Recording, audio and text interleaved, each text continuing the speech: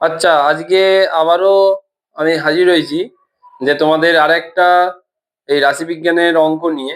এই অঙ্কগুলো পরীক্ষাতে বেশি আসে। সেই আগের অঙ্কগুলো তোমরা নিশ্চয়ই দেখেছো ভালোভাবে। সেরকম ধরনেরই একটা অঙ্ক আমাদের। দেখো এখানে যেমন অঙ্কটা আছে এরকম, যদি নিচের পরিসংখ্যা বিভাজন তালিকায় নম্বরের যৌগিক গড় 24 হয়, তারা গড়টাকে বলে দিয়েছে, তবে পি এর মান নির্ণয় করো। আচ্ছা, পিটা দেখো এখানে বলেছে, শ্রেণী সীমানা দিয়ে দিয়েছে। এখানে পরিসংখ্যা যেখানে লেখা ছিল না, এখানে সব সময় সংখ্যা দিয়ে থাকতো, কিন্তু এখানে দেখো একটা সংখ্যার বদলে পি দিয়ে দিয়েছে। আমরা এই পি এর মানটাকে আমরা নির্ণয় করব কিভাবে, আমরা আজকে এটাই শিখবো। সহজ জিনিস, কোনো কঠিন নয়। চলো আমরা তবু করে দেখাচ্ছি, তোমরাও করো অবশ্যই। তাহলে দেখো, আমরা যে এই যে লেখাটা ছিল শ্রেণী সীমানা যেরকম ভাবে দেওয়া ছিল, আমরা এখানে শ্রেণী সীমানা নম্বরের একটা ঘর করেছি, ছাত্র সংখ্যা বা পরিসংখ্যা যেটা হচ্ছে আমাদের, সেটার আমরা একটা ঘর করে নিয়েছি। আর আমরা এখানে করেছি একটা শ্রেণী মধ্যক, তাই না? চলো এবারে আমরা কি করি, এরকম এটা থাকলে আমরা কি করি, এই যে এবারে এটা শ্রেণী, এই আমরা যে লোয়ার লিমিট আর আপার লিমিট যেটা থাকে সেটাকে যোগ করে 2 তে ভাগ করে শ্রেণী মধ্যক বের করি। আমরা সেটাই করব, যে 0 আর 10 যোগ করে 2 তে ভাগ করলে কত হবে? 10 হবে, তাকে 2 তে ভাগ করলে 5। আচ্ছা, 10 থেকে 20, 30 হবে, তাহলে কত হবে? 15। আমরা এরপরটা কত হবে? 10 বাড়ি দাও, 25। তারপরটা 35।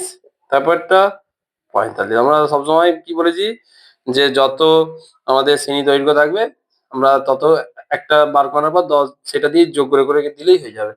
তাহলে বা তোমরা এটা করতে পারো, এই দুটোকে যোগ করে 2 দিয়ে ভাগ করে যেটা হবে সেটা লিখে দিবে। ঠিক আছে, এটা আমরা করে নিয়েছি। এটা তোমরা সকলেই জানতে। আমাদের পিটা আছে, এবারে আমরা কি বার করি?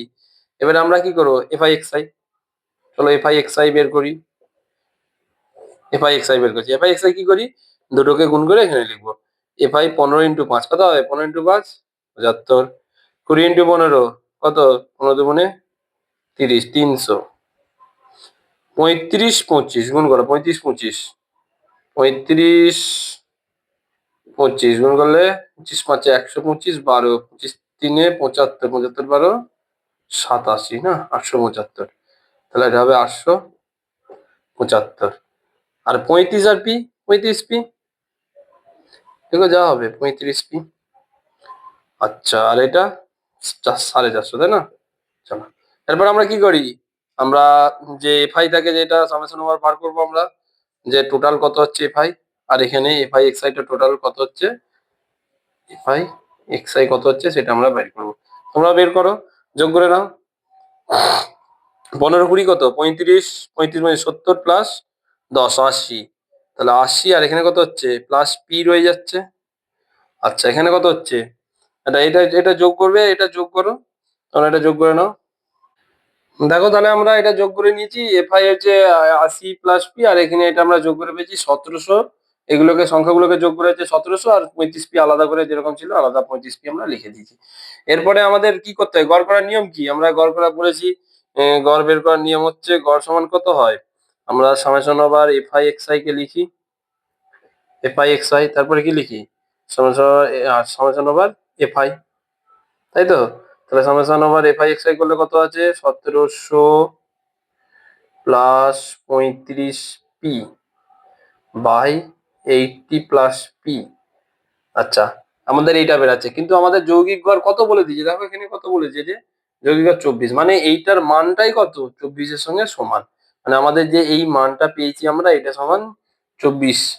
তাহলে আমরা এটা করে দিলে আমাদের অঙ্কটা সলভ হয়ে যায়। চলো আমরা করে দেখাই। আচ্ছা, আমরা উপরটা একটু মুছে দিচ্ছি, এখানে জায়গাটা সরে যাচ্ছে, আমরা উপরটা মুছে আমরা করে দিচ্ছি, দেখো। আচ্ছা, তাহলে আমাদের এই 1700 plus 35 P by 80 plus P এটা সমান কত? 24, তাই তো? আমরা লিখছি যে অতএব দিয়ে যে 1700 plus 35 P by 80 plus P সমান হচ্ছে 24। এটা এই সমীকরণটা আমাদের সলভ করে এখান থেকে পি এর মানটা বের করে নিতে হবে। এর থেকে সহজ আর কি হতে পারে, করো তোমরা।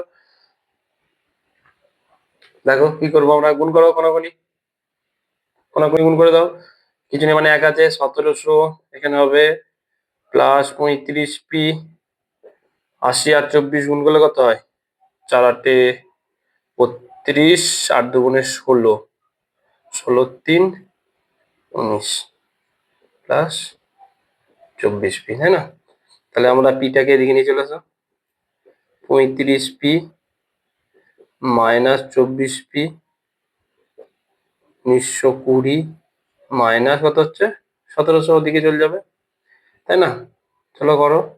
35p থেকে 24p বাদ দিলে কত হবে? 15p। এটা বিয়োগ করলে কত হবে? এটা বিয়োগ করলে 220, তাই না? 220, তাই তো? ও আচ্ছা আচ্ছা আচ্ছা, আমাদের এখানে ভুল হয়েছে। 35 থেকে 24p বাদ দিলে তো 11p হয়, তাই না? 11p সমান 220, তাই ভাবছি। ঠিক আছে, 11p সমান 220। তাহলে বা আমরা এখানে করছি বা দিয়ে, তাহলে p সমান কত হবে? 220/11। কত হবে বলো? p সমান হবে তোমার 20, তাই না? p সমান 20। দেখো আমাদের p এর মান বেরিয়ে গেল। p এর মান কত বেরালো? 20। দেখলে তোমরা খুব সহজেই কিন্তু আমরা এই প্রশ্নগুলোকে এরকম ভাবে আমরা সলভ করতে পারি, কোনো কঠিন নয়। তোমরাও বাড়িতে আরেকবার চেষ্টা করবে, অবশ্যই পারবে।